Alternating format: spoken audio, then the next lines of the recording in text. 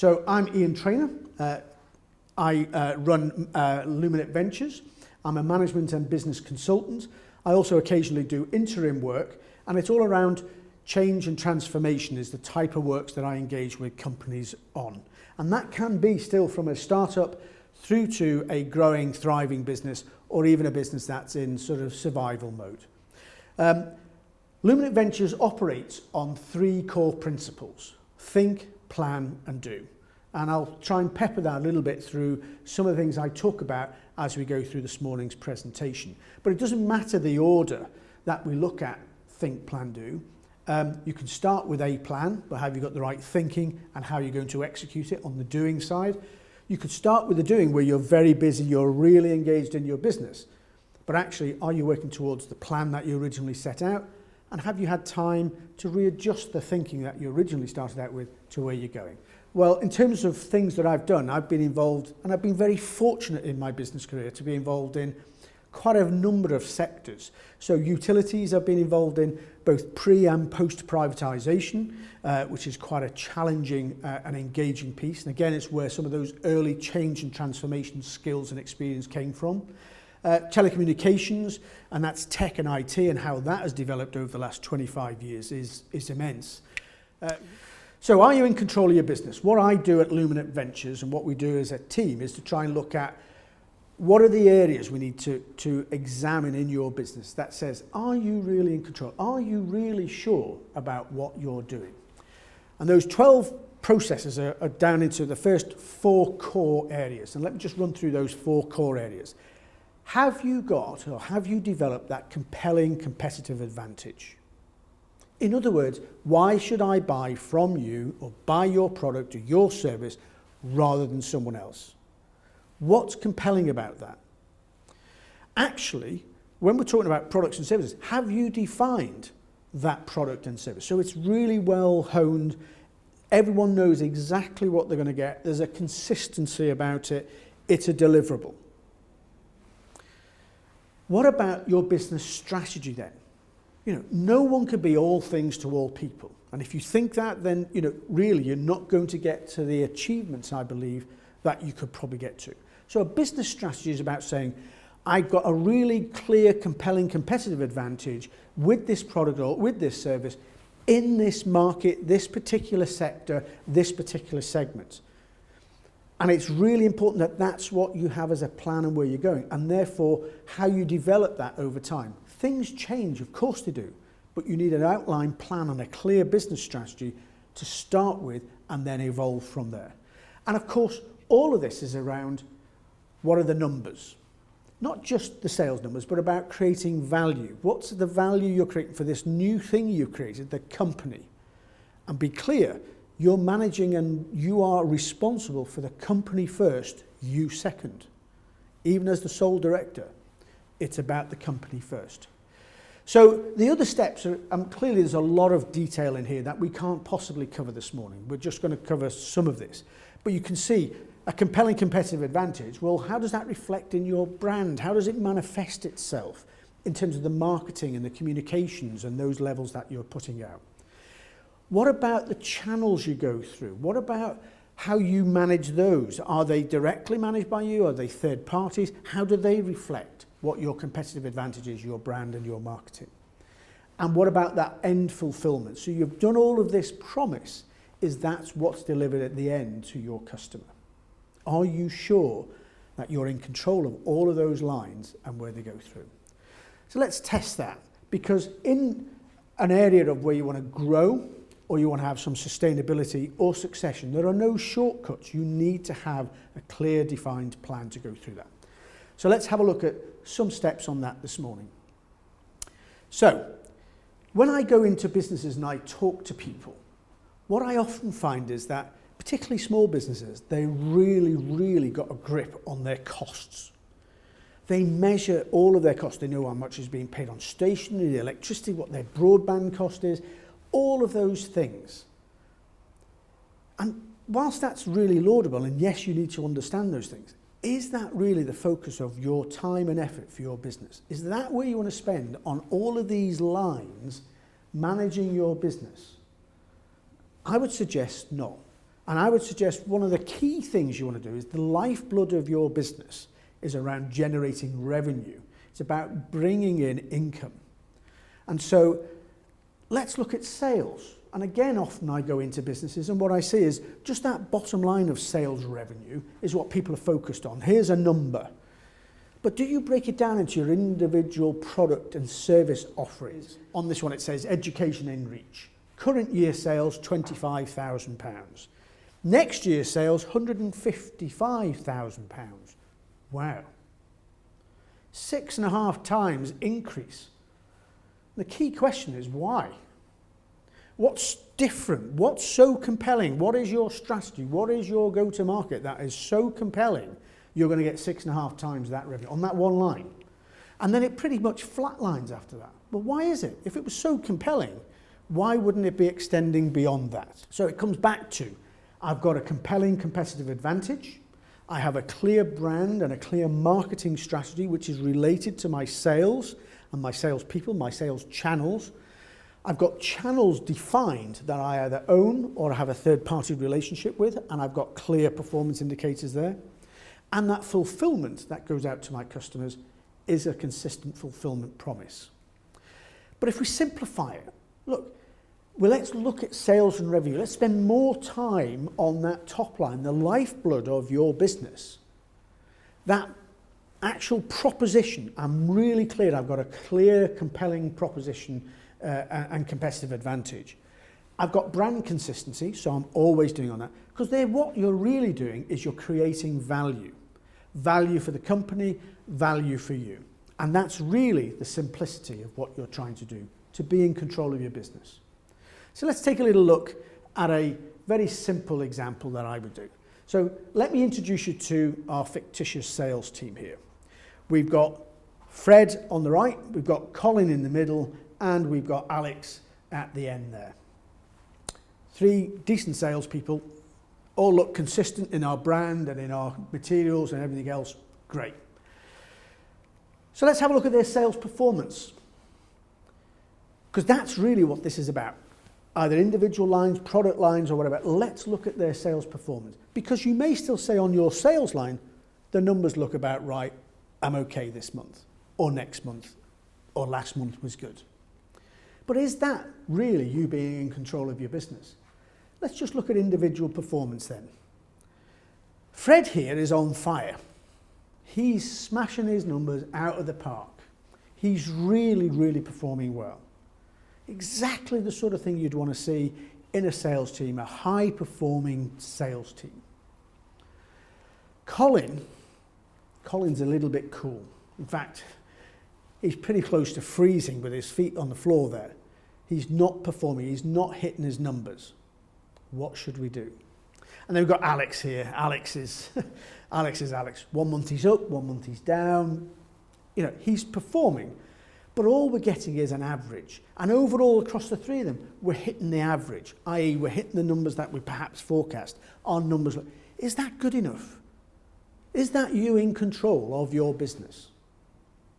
Let's take a little look at how this performance is going. Let's go and look at Fred. Is Fred really performing where you expect him to? In other words, he might be on fire, but is he selling tenors for a £5? In other words, is he trashing your business? Is he trashing your competitive advantage? Your compelling competitive advantage, he's just selling it as cheap and as fast as he can to get his salary and to get his bonus and to get all those things. He doesn't care whether you make money or not. This is all about Fred selling what he needs to sell. So in actual fact, do you know what he's doing? And do you know the impact that that's having on your business? Are your margins being squeezed? Are you having to do extra production time because of these things? All of that will be costing you money. But are you asking the right question? Are you in control? He may well be doing a great job. That's great. That allows you to endorse that behaviour, but he may not be. So take a closer look. And then we get to Colin. Actually, Colin is a straight-up guy. He's a real professional salesperson. He understands your brand. He understands the marketing that's going on. He understands the proposition only too well. And he is going out and selling your goods and services around that proposition. But what's happening is the business or you are not listening to him when he's coming back saying, I know you set all this out and it's a clear advantage you thought and it was what you thought customers wanted, but they don't want to buy. They don't believe in that compelling proposition. And you may need to think about that again. Have you listened to that? Or are you just classing him as a poor performer and you want to get rid of him? And that still may be true. He may well just be a poor performer. But unless you go in and have a look at that, you're never going to know. And then what about our guy at the end? Look, we all need a guy that's the bedrock, is our consistent guy. He's been there with the furniture. He's a nice person, whatever. Understands the business, understands the proposition. But this performance of sometimes he's up, sometimes he's down, on average, he sort of does okay. Is that good enough? Are you in control of your business and allowing that to happen? Just think about if you can get Alex's performance up by 10%, so he's above average, that's a straight drop to your bottom line. You're not going to cost you anymore because you're only doing performance on achievement. So that's fine. That's already built into your margins. But if you can get him to improve, that's a massive improvement in your business performance. And you shouldn't be allowing him just to sort of say, I'm quite comfortable. I'm getting my salary. I'm all right this month. It doesn't matter. It matters to you because your business is relying on that performance. So it is all about proposition. Do your salespeople understand that proposition? Are they able to convey that? Is it compelling enough? And are they hitting the numbers? And are you managing against those numbers and that performance? So in the growth context, what does this compelling competitive advantage consist of? It consists of three things. The first one is the proposition, which I've already talked about. Have you really defined that proposition? Is it for the type of market and the target that you've set it for? Are you clear about positioning? So what do I mean by positioning? Well, I said earlier, you can't be all things to all men. So you're not playing in the whole of market. Your positioning with your product, your compelling competitive advantage is in a certain sector or segment of a market. So actually make sure you position yourself towards that because you're positioning yourself for strength and for success if you do that well. And then there's this wonderful thing called pricing. Have you priced your product based on the proposition, the type of services you offer, the market segments you're trying to own and trying to occupy? Are you clear about, here is my pricing, because that's the value creation that I'm delivering to my customers. Let's do a little bit more on this. So the proposition, does your marketing reflect what's in that proposition? Are you really clear about the brand, the purpose, the marketing materials, the content, getting across that message, that proposition in a clear marketing? And are your sales teams, your channels and whatever, all convinced and trained in the same high quality standard to deliver that? Positioning. If you've identified a particular segment of a market that you want to serve, let's say it's the nuclear industry, so it's not for everyone, it's a certain part in the energy sector or whatever. You want to own that. If you've got a compelling competitive advantage in that particular segment and whatever, take ownership. And of course, part of that may be your offering, your proposition, has actually got some intellectual property. It may be that you've got a specific design or a shape or a colour or a process or a way of how you do it. Make sure that you have secured that intellectual property because that means that ownership is absolute. And pricing. We talk about if you're convinced about the position you've got and the price you are. So an example is, you deliver, absolute precision engineered widgets to the nuclear industry again. And yet there's a guy down the road that does offcuts of things and whatever, which are similar, but nowhere near the quality. And part of your proposition is you go out and you individually measure and you're precise, you engage with the client, you come back and build something that is specific to them. Great. That's a real value piece of what you're doing. Then don't go and sell it for cheaper because that guy down the road is doing something similar, but it's a bit cheaper and therefore you've got to cheapen your price. If you have got to be cheaper, then I would say your compelling proposition is no longer compelling. And you actually need to say, okay, to meet that price, what costs are you going to take out of your business? You don't need to do that high level of quality. But if your customer values it, then pricing shouldn't be an issue. If it's a reasonably priced, value-based proposition, that should be fine. But sometimes you will get a challenge. I'm not that naive. Of course, everyone likes to get a bit of a deal. But here's the thing. Trade-off pricing or a discount on payment terms. So your payment terms may be 30 days or 60 days. Why not say, okay, for me to give you a 2.5% discount on that price that I've quoted to you on our compelling proposition, I'll settle for 14 days payment terms, if we can agree that. Or I'll settle for 30 days payment terms. If we can agree that, that's the terms of my discount. So let's carry on taking control of our business and let's talk a little bit about sustainability. So we've got past our startup phase and we're trucking along and we're building our business and things are going well. But we know we need to get to some sort of sustainability. What does that look like? What does that consist of? So you're going from directing, managing and doing in your business to a leadership role in terms of growing and thriving and trying to make sure that, again, creating ever-increasing value for your business. So let's deal with the first one first, performance.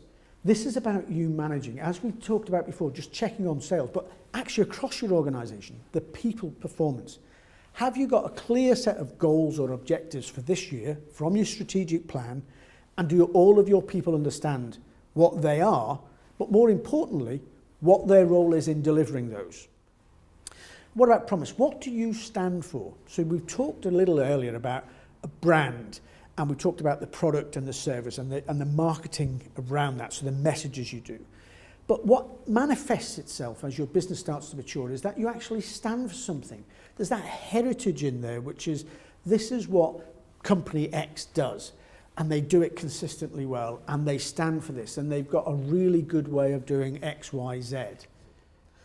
I mentioned this word about scaling up, and what I mean by scaling up is not just scaling the actual business, but if you've produced a product and a service and you're happy and it's compelling and people like to buy it, you want to sell it to more customers and you want to expand your market share, then in order to do that without having, just exonerating and multiplying your costs, is to have a consistent and clear set of processes and systems that deliver those things. So in other words, as you scale up, your revenues go higher, but your costs don't quite follow in the same suit, which means your margins and therefore your profitability improves.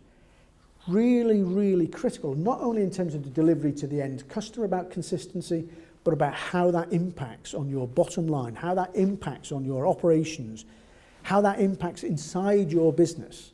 That level of consistency is critical for where you want to go. And these 4 core things out of the 12 steps really come into their own in the sustainability model. Compelling competitive advantage. Have you still got it? Is it sustainable? Can you still do that? The products and services, have you really well defined those, and do they sit in the right places and in terms of your market? And are they actually adaptable to a changing market and what you can do with those things? Does your business strategy then reflect those things? And of course, the financials, do the financials work? Gone through that. Let's move on to some succession. And I've given an example here of a family business, just a nice chart actually, which talks about the DNA, about how a family business or a private limited company or an SME, it can even be a division of a larger company, but actually there's still things that you need to hang together in an organisation. And it'll be things like the managing, or the leadership team and the managing team. It's about managing the capital resources you've got and choices you have to make. It's a whole range of things in there you need to do. But equally, it's at this point you start saying, have I got the right shareholders agreements? Have I got the right structure for the company or the divisions or the product lines? And does one rely on the other? Do I make sure I separate them into different divisions so if one sinks, it doesn't pull the whole organisation down? There's a whole raft of things in here that you should be engaging in. And what about decision making? There's a whole complexity about that. You think, well, I'm 50% owner of the company, so what I say goes. Particularly when, how are we going to resolve any disputes we have? If you disagree about the future direction or the future strategy of the company or the future extraction of value or whatever. What happens when you come to say, now I want to sell, Or what I'd like to do is leave as a legacy this baby, my company, but I want it to be a management buyout because that's what I created and I want these to go on and flourish, but I'd like to go and take a bit of value for myself out of this and go enjoy myself on the golf course or whatever. But the real DNA of the business is what needs to happen. Don't leave it too late so you end up wrestling with what your thoughts are today and the complexities or the things that you've missed in hindsight should have been done. So succession is a real piece of work to be done to plan what your exit will be. Because at some point you will have an exit. It's never forever. And it may even be a handover to family or to children or whatever. But there still needs to be a plan. Not only a credible plan, but a plan that means that they can carry on the good work you've done. So the think, plan, do theme of Luminate Ventures is in essence one of those key things for saying, are you in control of your business? Do you want to take control of your business? Do you want to continuously develop and enhance the value of your operation? In summary, we have the three things we talked about being in control of your business, whether I'm in growth phase or I want to grow, whether I'm in sustainability mode or I want to sustain the business, or actually I'm just planning on succession. So we talked about that proposition, the positioning, and the pricing that you want to do around a growth strategy. In terms of sustainability, that's all around performance. It's around the promise and the consistency about what you and your business delivers, including the team. And then finally, in terms of succession, I'll say it again because it's such a valuable piece. It's around think, plan, and do. What was the thinking? You could continuously got to adapt that thinking and take on board what's happening in your market. The plans that you have, clearly you need to have a 3 to 5 year strategic plan, how you bring that back into annualized plans. Yes, there's changes in those things, but at least you have a basis in which to start to make a move from or to and whatever, so planning. And the doing. When you get into that growth phase or you've got to that size of market, you're actually leading. It's about who's doing the doing, what is that execution, how are you going to make sure that that's done? And it becomes the very essence of your business DNA. It's around creating value for your company first and then for you. And what's the mantra? It's around value. If you'd like to know more, I do a free consultation, as I say. There's no obligation. I'm more than happy to come and do 60 or 90 minutes. Let's have a chat.